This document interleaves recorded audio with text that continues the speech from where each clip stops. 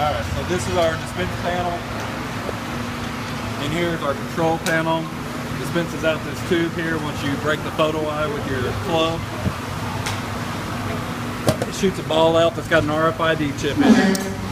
The RFID chip's read out between all the readers out here on the field for each hole. It'll read your distance, it'll read which cup inside the hole it goes into so it can score it differently. Right now the dispense is out right here.